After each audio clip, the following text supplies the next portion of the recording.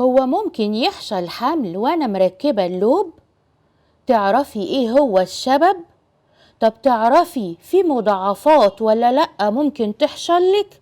هجاوبك على كل أسئلتك، بس الأول ادخلي على اللينك واعملي اللايك.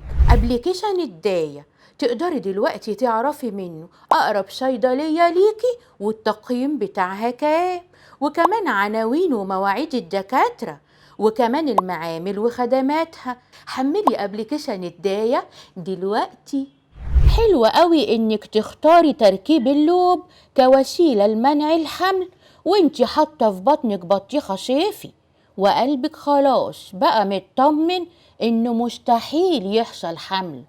احب اقولك يا هانم، للأسف ممكن يحصل حمل وانتي مركبة اللوب.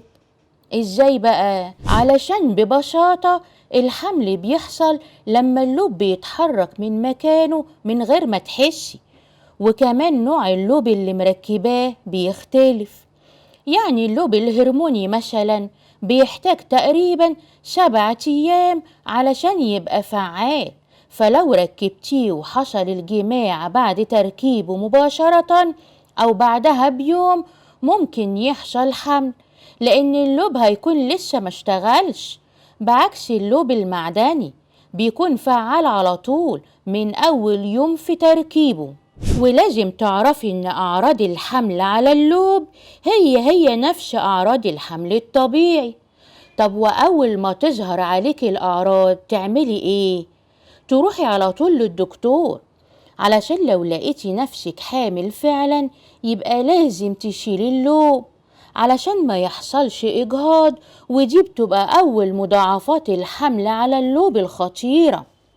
مش بس كده، لأ، ده كمان في مضاعفات تانية، زي ممكن يحصل حمل خارج الرحم أو يحصل لك ولادة مبكرة والإصابة بالمشيمة المناسحة، أو يحصل انفصال في المشيمة، وممكن يحصل كمان عدوى في منطقة الحوض. ولو حصل والجنين اكتمل ووصلت للولادة أوقات بيكون وزن الطفل قليل جدا، ده غير انهم بيكونوا معرضين اكتر للتشوهات الخلقية. وفي الختام يا رب تكونوا بسلام. وبكده يا حبايبي نكون خلصنا حلقتنا. ما تنسوش يا حبايبي هستنى رسايلكم على صفحة البرنامج وانا هرد عليكم على طول، واوعوا تنسوا تحملوا ابليكيشن الداية. يلا يا حبايبي هتوحشوني للحلقة اللي جاي من برنامجكم الداية.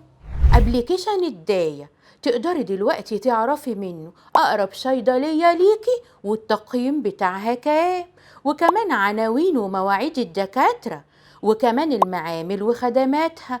حملي ابليكيشن الداية دلوقتي.